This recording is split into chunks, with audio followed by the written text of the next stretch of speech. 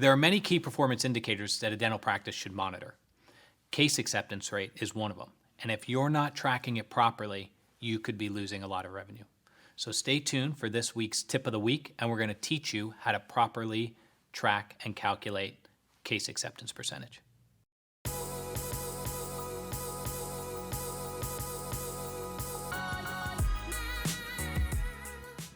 Thanks for tuning in to this week's tip of the week.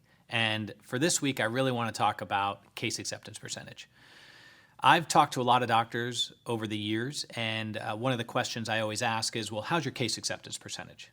And almost without fail, the average case acceptance percentage that is returned upon asking that question is about 80%. I get about 80% of my patients to take cases. And what is happening is I tend to find that they're using the wrong definition of case acceptance. A patient will come in, they'll sit in the chair, the doctor will tell them about 2 crowns and a filling, and the patient may go out after nodding their head vigorously and say, yes, I want to do it, and they may even schedule. And the doctor takes that as good, case accepted. But maybe the patient doesn't show up. Maybe the patient only does the filling or one of the crowns, and we still leave a crown out there. And so the doctor and the office tend to have this viewpoint of case acceptance is if they shook their head, nodded, then they must want it. If they made an appointment for something, then they've taken it. And that's not a real measurement. In any other business, if we were to look at it, it'd be sales, dollars in, revenue. That would be your indication of case acceptance. I walk into Starbucks, I tell the person I want a coffee, I give them $5. They sold a cup of coffee. How many cups of coffees did they sell? They sold 1. If I shake my head vigorously, that is not the idea that I'm going to buy a cup of coffee. And so the real measurement of case acceptance has to do with looking at total dollar values presented versus total dollar values produced. And so if you're watching this tip and you can't answer to the second decimal point, what is your case acceptance percentage in your practice, and you can't say it's 65.32%, then you don't know your case acceptance. Your case acceptance isn't a roundabout figure. It isn't roughly X, Y, and Z. It is a true, hard mathematical figure. I proposed $175,000 worth of dentistry this month.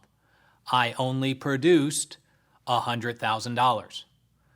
The comparison of 100 to 175,000 is your case acceptance percentage.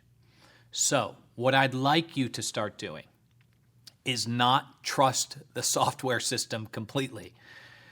When I was doing this for my offices, what I would do is I would have an Excel sheet and I would list the patient's name, the date, roughly what service I wanted to present, all of it. Doesn't matter if it was staged. The patient came in, they needed extraction, they needed a bone graft, they needed an implant, they needed a custom abutment, they needed a custom crown. Great. So I know that's staged out, but the total treatment plan requires all of that. So I proposed a $6,000 treatment plan. That's what was put on that line item. Now, if the patient only came in and did the extraction and the bone graft, it's not fully accepted. And so now I had produced of that amount. Maybe that was $1,000. So at that moment in time, at that snapshot in time, my case acceptance is $1,000 versus $6,000. And that's an accurate estimate of your case acceptance percentage. Case acceptance percentage is not what the patient agrees to do. Case acceptance is what did I propose and what have we actually done. When you start to measure that accurately, you're going to start to find, well, what amount of revenue are we leaving on the table? What amount of patients aren't we helping fully and comprehensively? And so that statistic is a key performance indicator.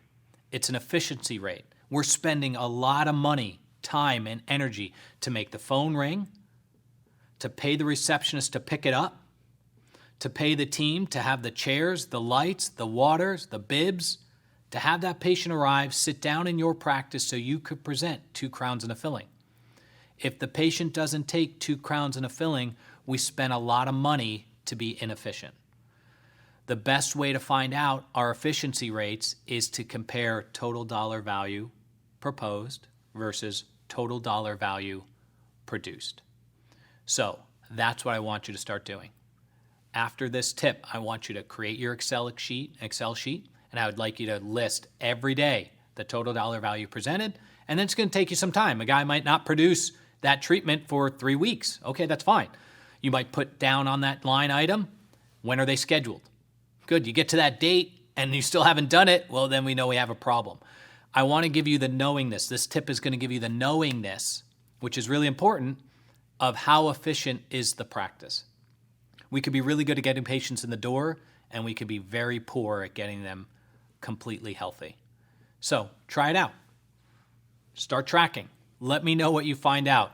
But at the end of it, you'll have a true case acceptance number. And I'm going to let you know that number existed whether you chose to calculate it or not. So you're better off calculating it, knowing exactly what you're doing and how to improve it. And this is just one of the topics that we cover in our communication and sales seminars on how to improve our case acceptance rate.